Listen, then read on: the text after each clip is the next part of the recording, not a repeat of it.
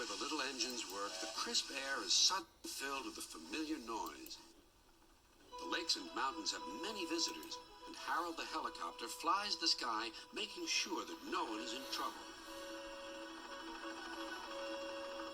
All present and correct. Time to return to base. Then Harold noticed something. A sturdy diesel was coming round the mountain. Harold flew lower for a closer inspection. I'm Harold. Who are you? I'm Rusty, replied the diesel. Don't recall seeing you before. What brings you this way? Sir Topham Hatt sent me to help the other engines, huffed Rusty. This was no time for a chat with a helicopter. Well done. Cheers, and keep up the good work. Cheeky chopper, muttered Rusty. Helicopter. Well done. Cheers, and keep up the good work. Cheeky chopper, muttered Rusty. Not long now, encouraged the driver. We'll soon be at the top station. Peter, Sam, and Sir Handel were glad to see Rusty. Even so, Sir Handel wouldn't stop grumbling. The cars didn't like Sir Handel and wanted to play tricks on him.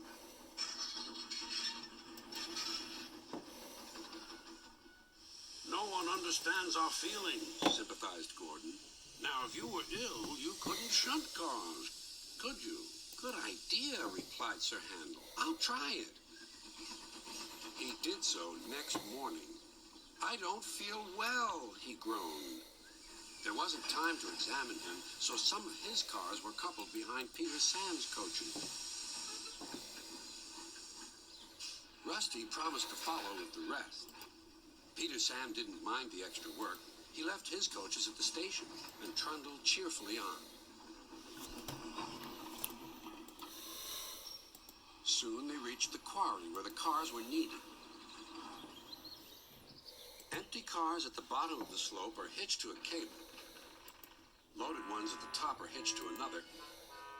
By their weight, loaded cars run down the steep slope, pulling the empty ones up.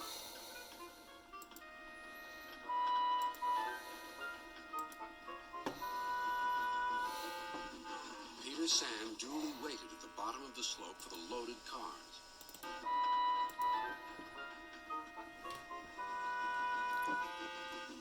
Peter Sam duly waited at the bottom of the slope for the loaded cars. He never bumped cars unless they misbehaved. But the loaded cars couldn't see him properly. They thought he was Sir Handel. Their chance for trickery had come. Faster! Faster! They yelled. No, no, wailed the empty cars. It's Peter Sam, but it was no use. Hurrah! Hurrah! Roared the cars. Peter Sam shut his eyes.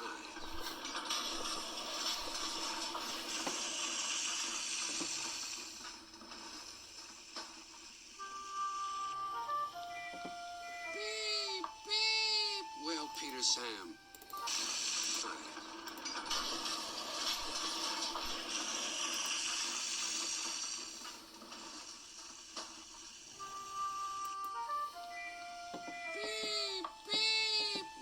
Sam. Rusty was working nearby and came to help clear up the mess. Bust my buffers, exclaimed Rusty. Never mind, Peter Sam. We'll get you out. Peter Sam felt battered. His funnel was cracked and his boiler dented. Thank you, Rusty, he sighed and limped slowly home. I'm sorry about your accident, said Sir Handel. I always stand well back. Cars don't like me. Why didn't you warn me? I didn't think. You never do. You can start thinking now while you're doing Peter Sam's work as well as your own. That'll teach you to pretend you are ill. Sir Handel did start thinking about Gordon. When the wreckage was cleared away, Rusty set off along the line.